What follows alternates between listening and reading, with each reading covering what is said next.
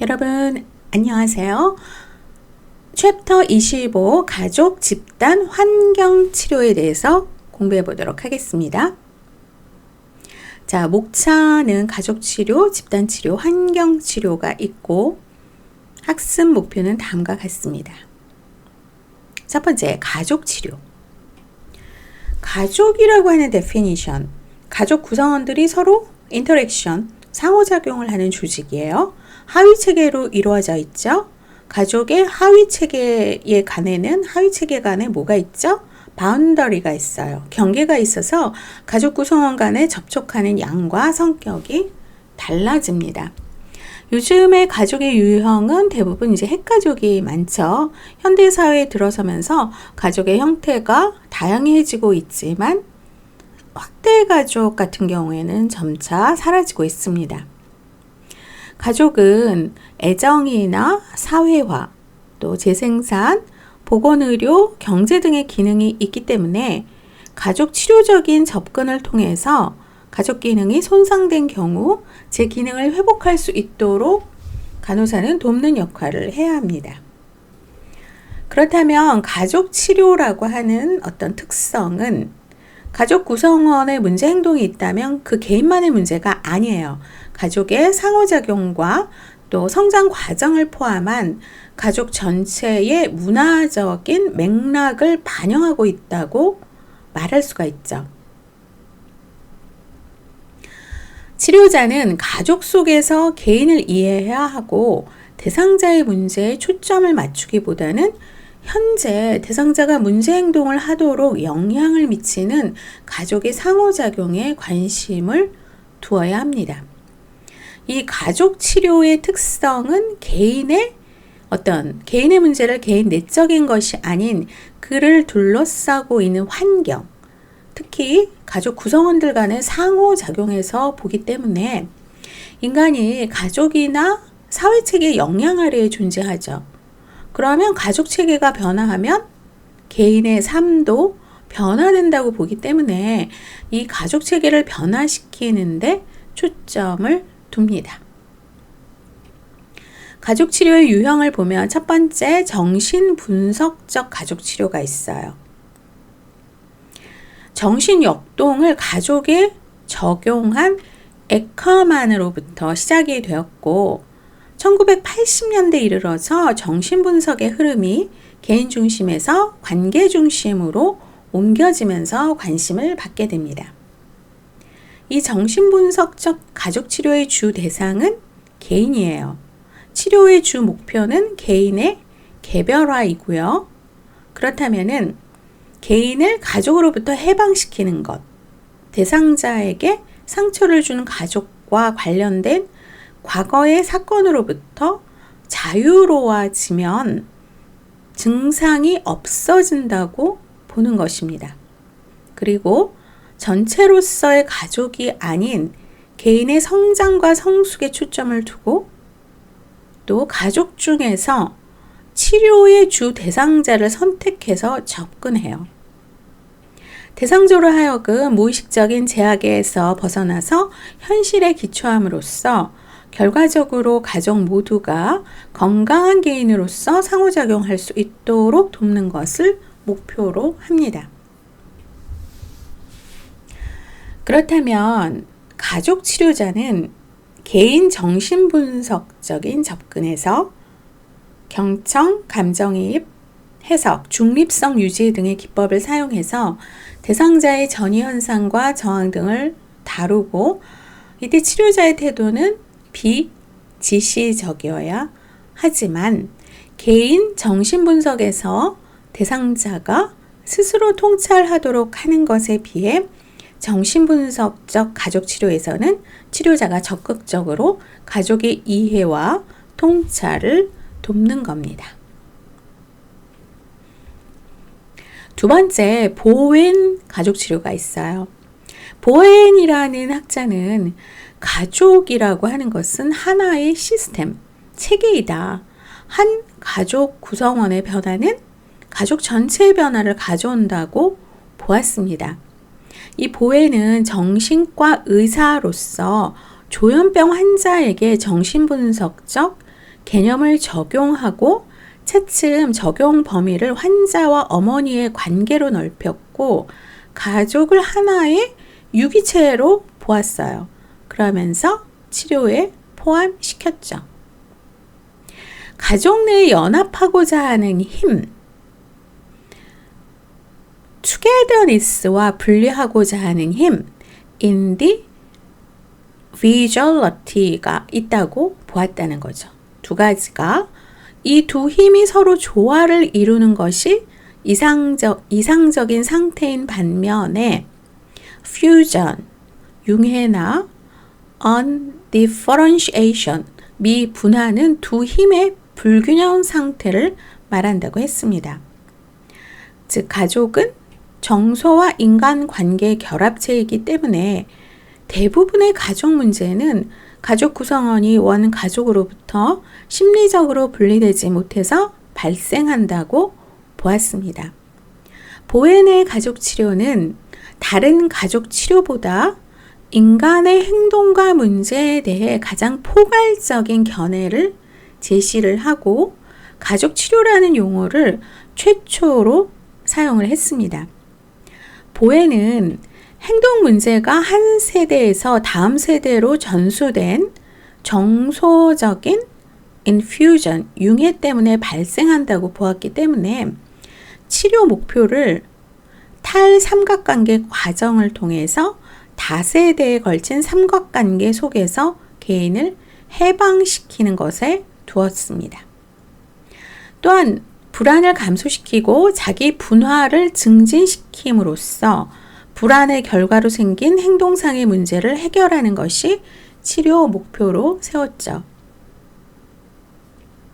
자기 분화라고 하는 것, 원 가족과의 개인이 정서적 융합에서 벗어나 자기만의 방식으로 자율적으로 기능하는 과정을 말하는 것입니다. 보헨의 가족 치료는 자기 분화가 치료 목표인 동시에 성장 목표이고 이 분화 가족자 집합체로부터 개인을 분리시켜 정체성을 확립하고 생각과 행동의 자유를 얻도록 하는 것에 중점을 두었습니다. 또한 보헨은 치료자가 대상자인 가족과 정서적 접촉을 하되 정서적 객관성과 중립성을 견제함을 강조하였고 치료자의 역할을 가족의 기능과 능력을 최대한 발휘할 수 있도록 돕는 교사 또는 코치에 비유했습니다. 주요 개념을 보면은 첫 번째가 자아 분화, 자기 분화가 있어요. differentiation of self.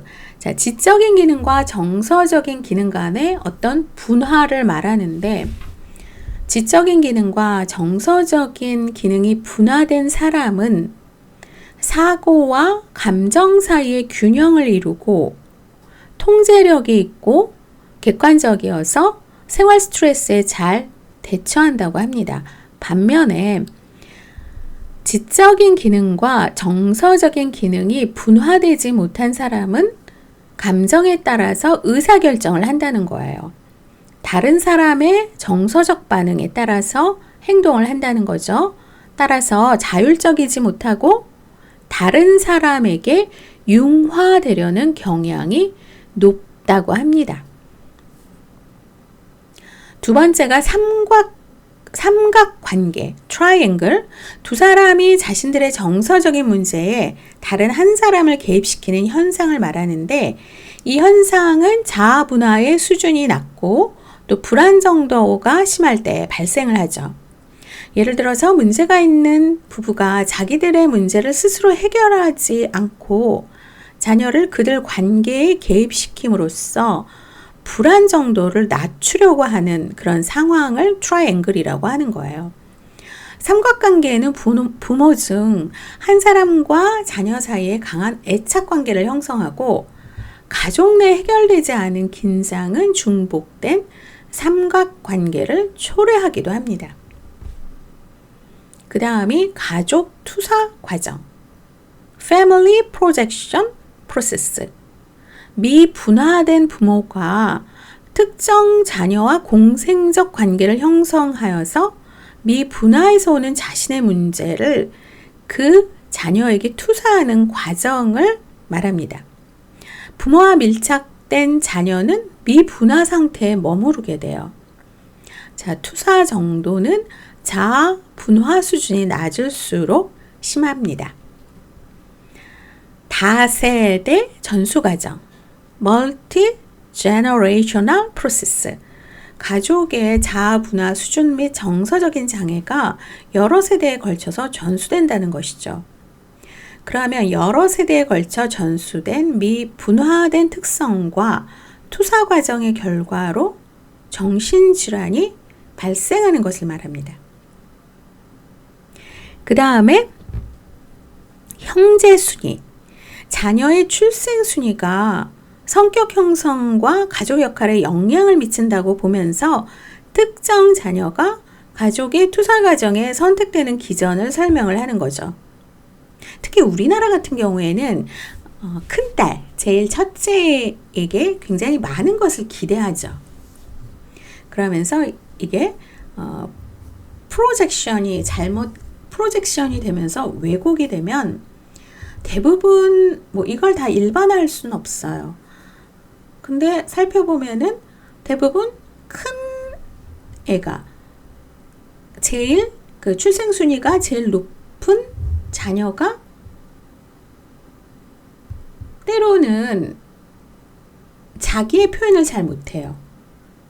부모의 기대가 많기 때문에 기대에 내가 부응하지 못하면은 나는 절망에 빠지고 좌초가 되는구나.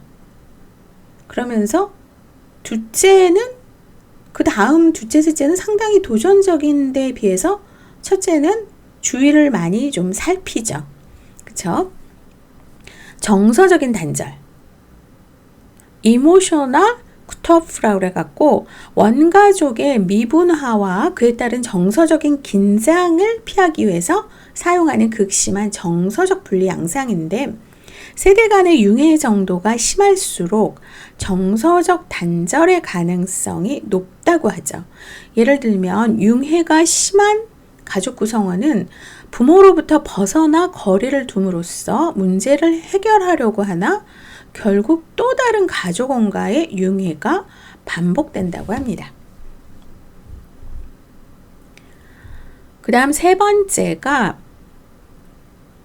구조적 가족 치료예요. 1960년대 초반 미누친이라고 하는 학자가 비행 청소년을 연구하고 상담했던 방법이 이론적으로 발전된 것입니다. 이 구조적 가족 치료의 관점은 한 가족 구성원의 문제 행동은 가족이 조직화되는 과정에서의 구조적 결함으로 인해 발생한다는 것입니다. 그래서 가족 구조라고 하는 건 가족 구성원들이 다른 구성원과 관계하는 방식을 조직화하는 것으로 보이지 않는 기능적 요구를 말하죠. 가족의 구조를 이해하기 위해서는 가족 구성원 간에 존재하는 규칙을 이해하는 것이 필요합니다. 따라서 구조적 가족 치료에서는 가족의 구조와 조직화를 이해하고 변화함으로써 가족 구성원의 상호작용을 향상시키고자 하는 거죠. 치료 과정을 통해서 가족의 왜곡된 상호작용 패턴을 수정하고 관계를 재정립하고자 하는 건데 이때 가장 중요한 것은 위계 질서를 효과적으로 창조해내는 것이죠.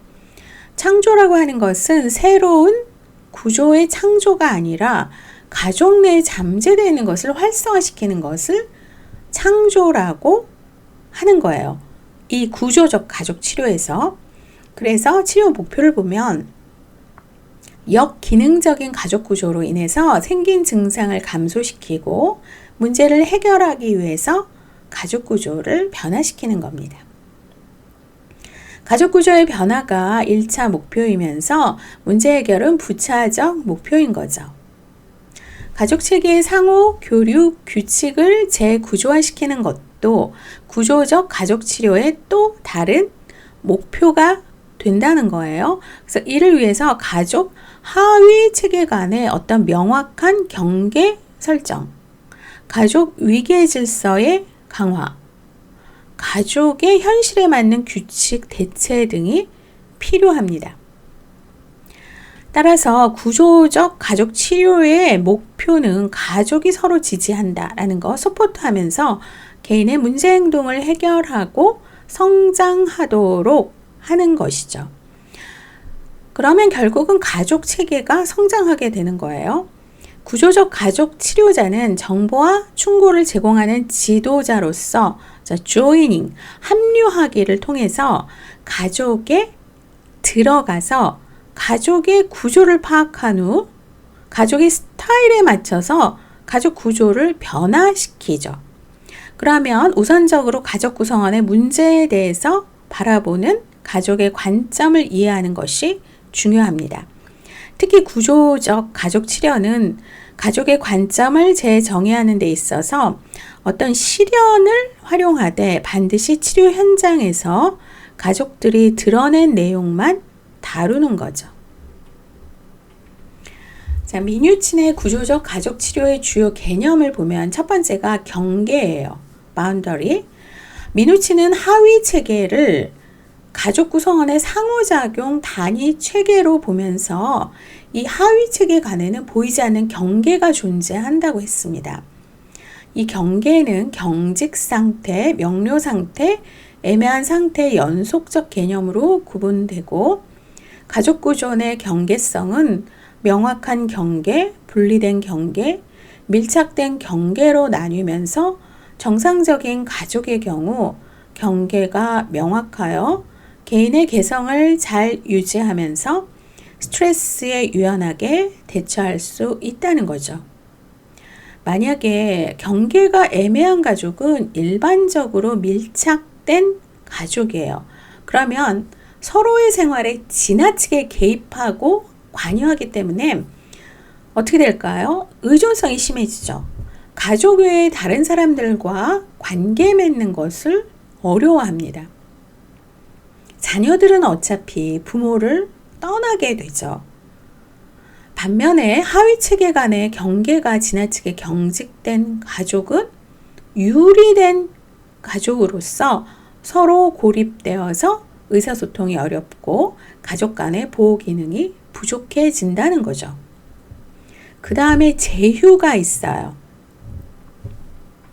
가족 구성원의 체계 내에서의 상호작용을 설명하는 것으로 서로 협력하는 것을 긍정적인 제휴, 또 서로 대항하는 것을 부정적인 제휴, 이외에도 제3자에 대항하기 위해서 제휴하는 연합,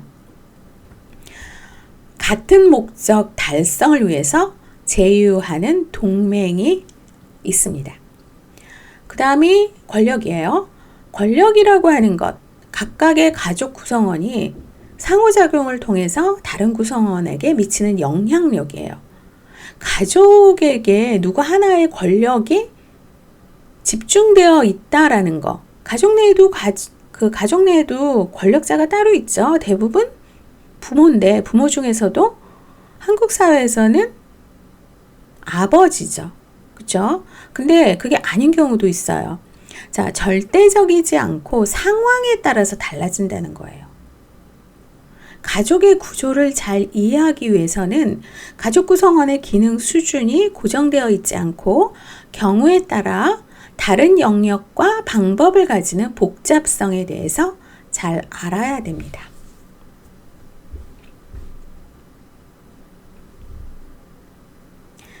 그 다음이 네 번째가 경험적 가족 치료예요.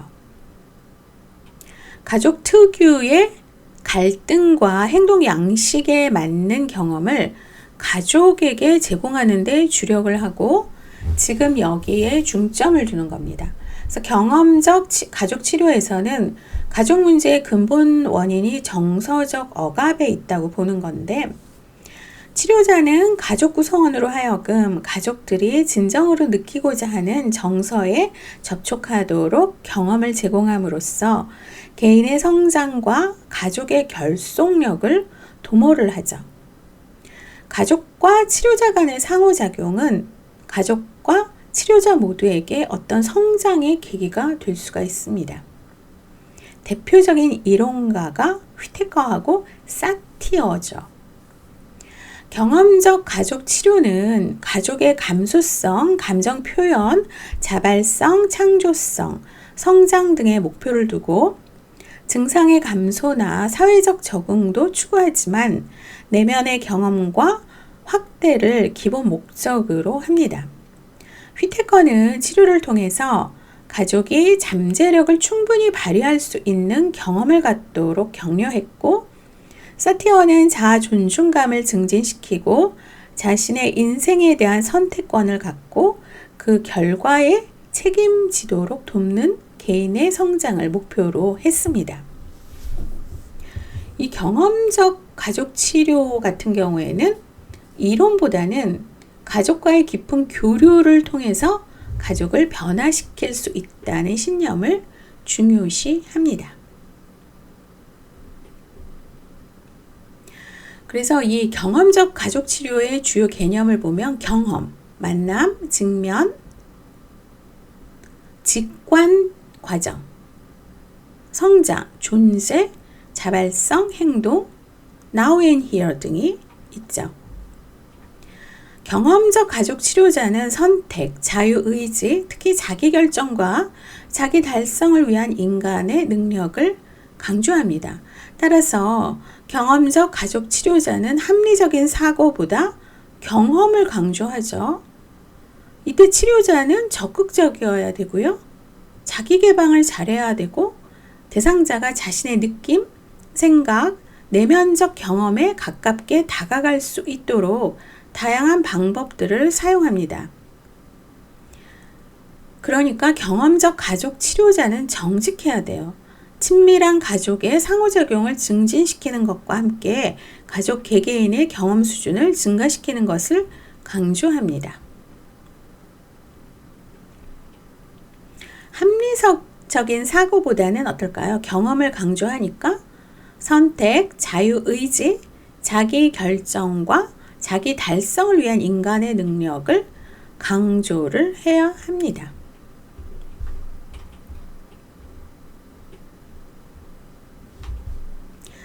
그 다음 5번째가 전략적 가족 치료예요. 가족에게 놓여져 있는 문제를 해결하는 데 필요한 어떤 전략을 제시하는 것에 중점을 두는 건데, 문제 해결을 강조하기 때문에 문제 해결 치료, 제2의 의사소통 치료라고도 합니다.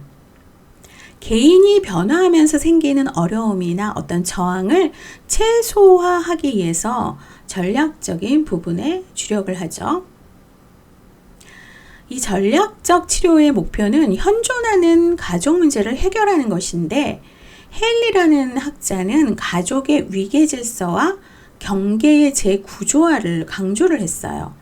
마음보다는 행동의 주의를 기울이고 행동의 이유를 밝히기보다는 행동의 변화를 목적으로 했습니다. 즉, 행동이 변하면 감정도 변한다는 믿음을 바탕으로 한다는 거예요.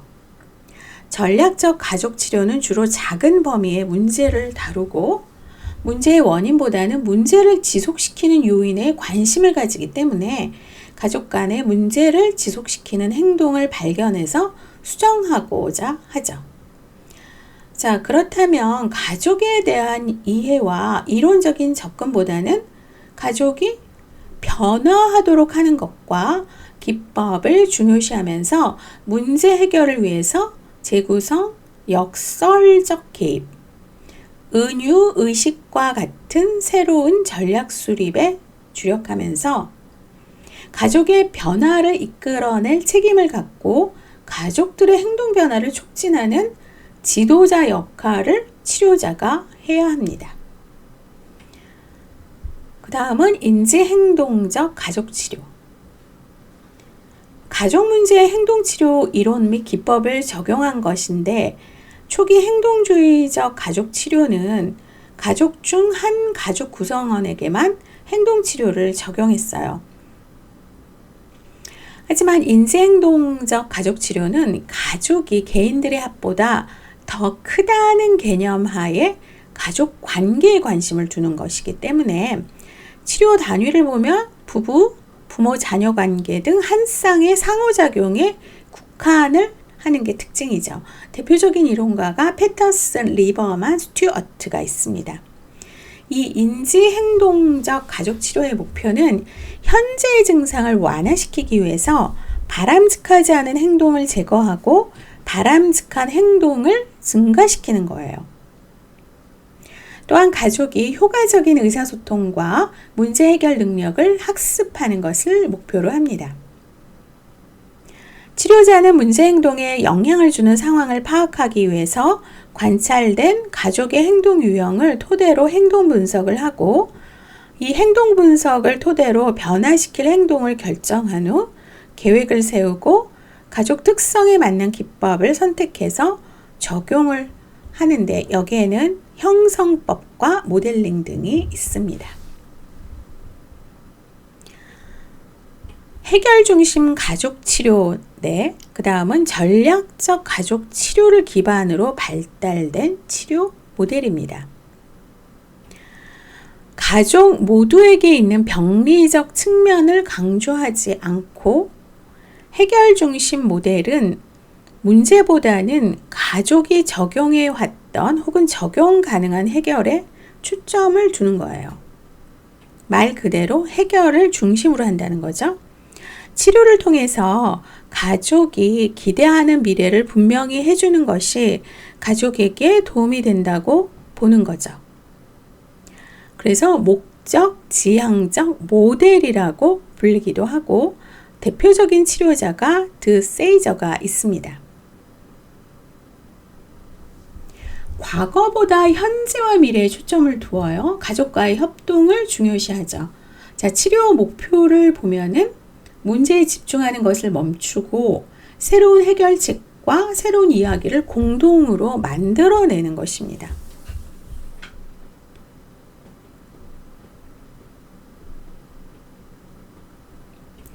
이 치료법은 가족이 자신들에게 중요하다고 여기는 것을 목표로 설정하면서 아주 작은 것, 구체적인 것, 행동과 관련된 성취 가능하고 유용한 목표에 대해서 믿음을 갖고 낙천적인 대화로 접근을 하는 겁니다.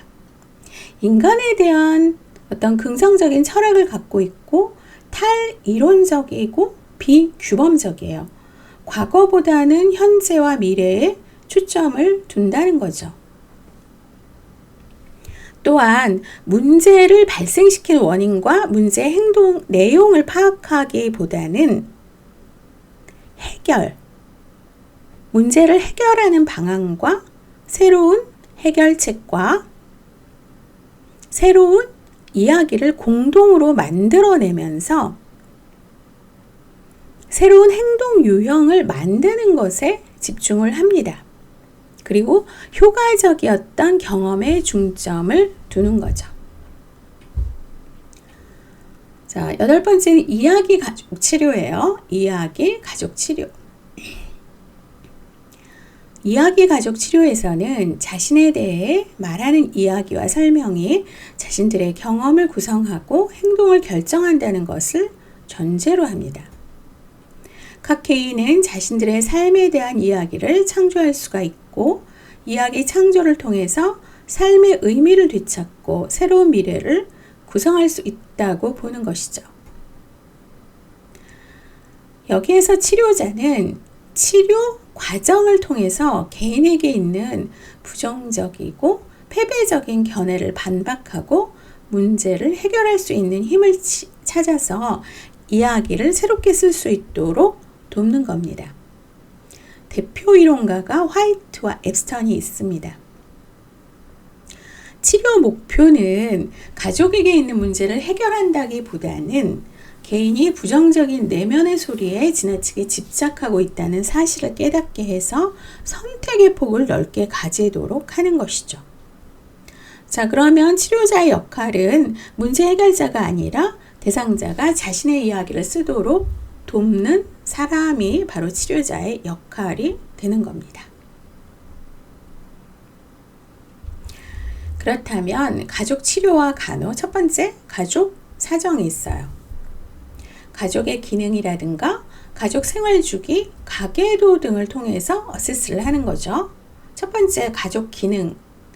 가족의 한 구성원이 다른 구성원과의 관계에서 행동하는 방식을 말하는 겁니다. 자, 그러면은 표 25-3을 보면 가족의 기능적인 가족, 역기능적 가족이 나와 있거든요. 자아존중감, 의사소통, 가족규칙, 관계 맺는 방식 4가지 카테고리의 기능이 있으면 여기에서 기능적 가족은 자아존중감이 높아요. 의사소통이 직접적이고 명확하고 솔직해요. 가족의 규칙은 융통성 있고 인간적이고 적절하고 변화가 가능하고, 자, 관계 맺는 방식에서 개방적이며 희망적이며 선택 가능합니다. 반면 역기능적 가족은 자아존중감이 낮죠. 의사소통은 간접적이고 모호하고 솔직하지 못합니다. 가족의 규칙을 보면 지나치게 엄격하고 비인간적이며 타협이나 변화가 불가능하죠. 관계 맺는 방식은 두려움이 있고 회유적이고 책임을 전가해요. 이게 바로 역기능적 가족의 특성이라고 할 수가 있어요. 그 다음에 가족 생활 주기. 가족도 개인과 마찬가지로 어떤 주기가 있어요. 주기에 따라서 성장하고 변화하죠. 각 단계마다 달성해야 하는 과제가 있습니다. 그래서 우리가 친숙한 거는 듀발의 이제 가족 생활 주기를 여러분들이 아마 인간 성장 발달이라든가 혹은 그 성인간호학에서 이것을 배웠다고 배우셨죠. 그래서 보면은, 자, 가족의 생활 주기 첫 번째가 가족 구성. 표 25-4를 보면 부부관계를 이제 형성을 하고 첫 출산, 자, 첫 아이를 중심으로 단계가 나누어지죠. 취학 전 아동 가족 첫 아이 2.5세에서 5세, 학령기 아동 가족 첫 아이가 6에서 13세, 자, 10대 자녀 가족, 중심 가족 첫 아이가 집을 떠날 때까지 해요.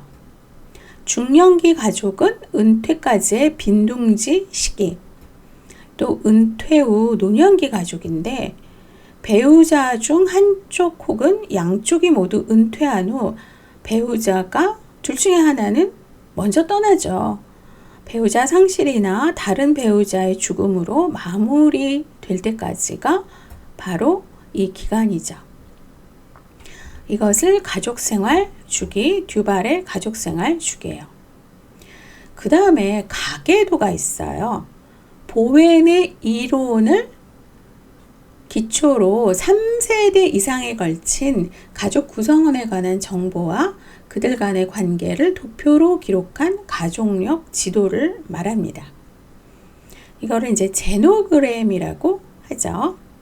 3세대 이상에 걸친 가족 구성원에 관한 정보와 그들 간의 관계. 자, 그림 25-1을 보면 친밀함이 약한 관계, 그 다음에 직선이 많을수록 과잉 밀착 관계죠. 점점점점 있는 것은 소원한 관계, 단절 관계, 그 다음에 갈등 관계, 이렇게 기호로 표시합니다.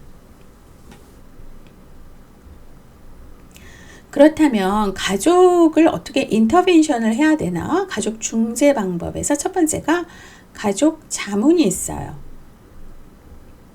가족들은 자신의 가족 내에 있는 문제 해결을 위해서 자신들이 할 수 있는 것에 대해서 알기를 원하는데, 이런 경우 가족 자문이 적절하죠. 가족과 치료자 간의 상호 협동적인 관계를 중요시하면서 가족과 치료자 사이의 합의에 이르기까지 가족의 의견이 존중되어야 합니다.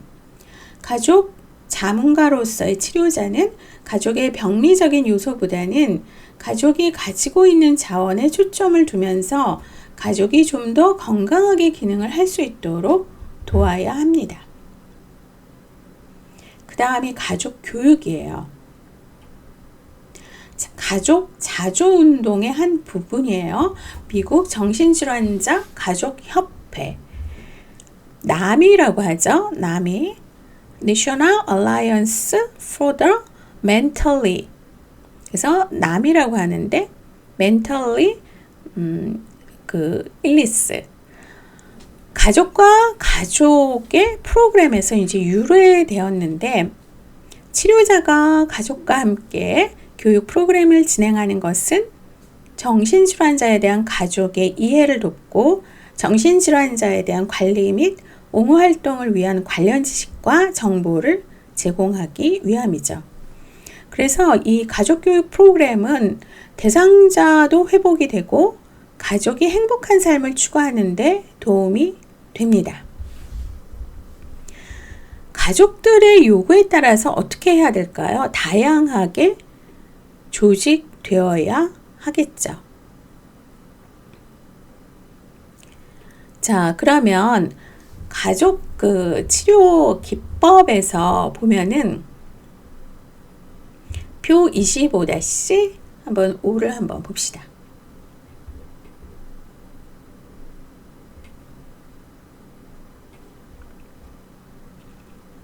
공동치료, 코세라피, 2명의 치료자가 함께 상담에 참여하는 건데, 동료 치료자와 같이 상담하는 경우 혼자 치료할 때 생길 수 있는 역전이를 확인할 수가 있고, 치료자가 가족 체계에 압도당하지 않을 수 있고, 바람직한 대인관계 행동 모델을 가족에게 제공할 수 있는 장점을 가집니다. 네트워크 세라피, 일방경을 사이에 두고 원웨이 미러를, 거울이죠, 사이에 두고 자문 역할을 맡은 치료팀이 치료의 전 과정에 함께 참여하는 치료로 다양한 관점을 제공해 줄 수가 있습니다. 조작적 애도인데, 미해결된 슬픔을 발견하고 표현하도록 하는 기법이에요. 가족 조각 기법, 사람을 이용해서 가족 생활에 대한 개인의 지각을 묘사하는 방법인데, 치료자가 나머지 가족 구성원을 배열해서 의미 있는 장면을 조각하도록 하는데, 이 기법은 공간과 자세, 태도를 통해서 각 가족 구성원의 인식과 감정을 시각화할 수 있도록 합니다. 자, 역설 명령이라고 해서 paradoxical injunction, 증상에 대응하지 않고 시도되었던 해결책을 180도 전환시켜서 목표에 반대되는 것을 지시하여 보다 효과적인 결과를 얻고자 하는 것이죠.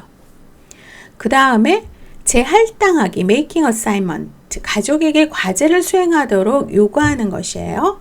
면담을 보다 용이하게 하고 신뢰 형성에 도움을 주고 각 면담 회기가 서로 잘 연계되도록 과제를 명확하게 지시하는 것입니다. 그 다음에 거울 기법, 모방 기법인데, 치료자가 가족의 행동, 말, 감정을 거울로 비추듯이 흉내내는 기법으로, 이를 통해서 가족은 치료자에게 쉽게 친밀감을 느끼고 라포가 빠르게 형성하도록 하는 겁니다.